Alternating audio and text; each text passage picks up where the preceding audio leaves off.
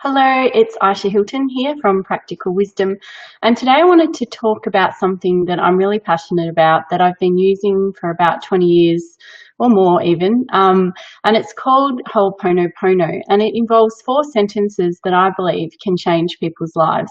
So Ho'oponopono is an ancient Hawaiian technique, and originally it was used with entire families and required entire families to get together and do the practice. And if one person wasn't there, you couldn't do it. So in the 1970s, a lady, now let me see how to pronounce this, Nalamanku Simeona, created a new form of Ho'oponopono that didn't require everyone to be present in the family for it to be effective.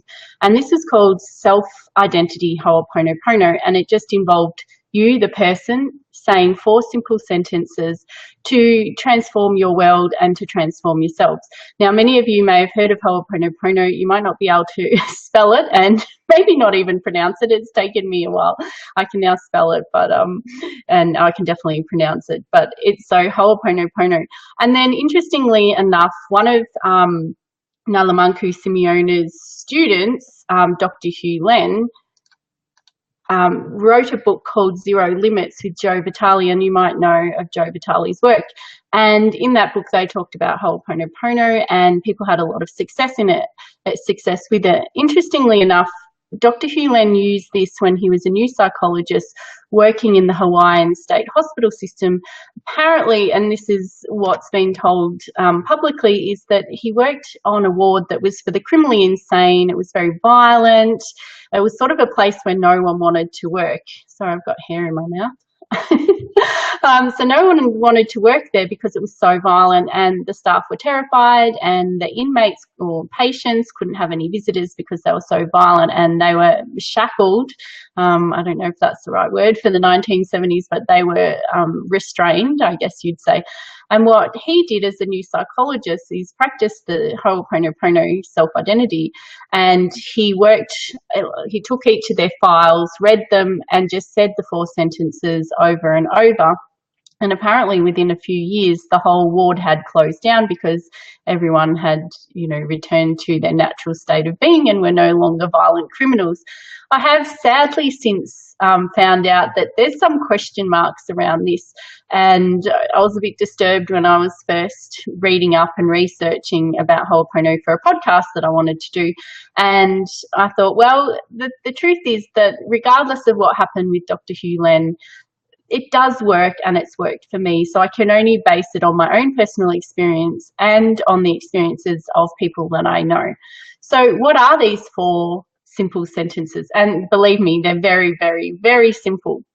But before I'm going to tell you, but I just remembered something else I wanted to say, which is the whole purpose of Ho'oponopono, especially around the self-identity, is that if something's showing up in our world, it's because we have some sort of interaction with what's showing up, and we therefore have a responsibility and the power to help heal that. And with the Zero Limits that Joe Vitale and Dr. Hugh Len wrote, it's about going back to that whole state where there's no barnacles, like something happens to you and you sort of get this little barnacle on you, and then something else happens and you get another barnacle.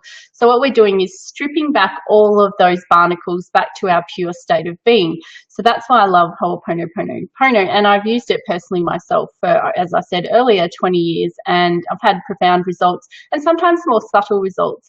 And sometimes it's affected the relationships that I have with people and changed the whole dynamic. At other times it's much more subtle, but at the core, I'm actually working on myself. I'm not trying to change someone else. So I'm just going to, if you could just take a breath with me. I need to take one too. I'm a bit hypo.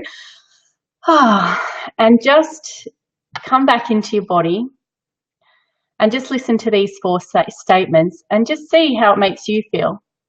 I'm sorry. Please forgive me. Thank you. I love you. And as I say that right now, I can just feel this beautiful peace just washing over me. So let's try it again. I'm sorry. Please forgive me. Thank you. I love you. So I don't know if you can feel it too. If you can, let me know in the comments. I really, really love this practice, and I think it's very simple, obviously. So say you're having a problem with a colleague at work. There's someone that's just really annoying. They always, trigger you and get your goat, so to speak. Next time, before you go into reaction, take responsibility for what you're feeling, stop in the moment, and just silently in your head say, I'm sorry, please forgive me, thank you, I love you. And this is something you can also do at night. You can also do it, during the day. But if you do it as a daily practice, morning or night, and just work through the list of people that you might be having issues with. Hopefully there's not too many, but if there are, go for it. And it can be especially effective in personal relationships, like with your partner or your relatives. I do it a lot towards my children when I've been a bad parent, and I actually say to them, I'm sorry, please forgive me. And if they do forgive me, I say, thank you, I love you. But they don't have to forgive me. It's not about them. It's really about me. So thank you, Francesca. I thought you would love this practice. There's so many of us out there that know it, and yet there's a whole other group of people that don't know about it and could really benefit from it. And I'm always writing on napkins or sending people messages with the 4 sentences because it comes up so often. So here's my practical wisdom challenge for you today, if you do choose to take it, is to do some Ho'oponopono either for yourself or in relation to someone else. Now, when I say for yourself, say you've got a problem in your body and you just close in, you tune into your body and you feel a pain somewhere in your body, just talk to that part of your body. Give it some conscious attention and love and say, oh, neck. Say I've got a sore neck, which I do. I say, I'm sorry. Please forgive me. Thank you. I love you. And just say it a few times and have a little play. Let me know if it works for you, how it makes you feel. If it makes you feel calm like it does me, like I'm all a bit zen now, which is lovely. So have a great day. Much love, and I'll see you on the next video. Bye.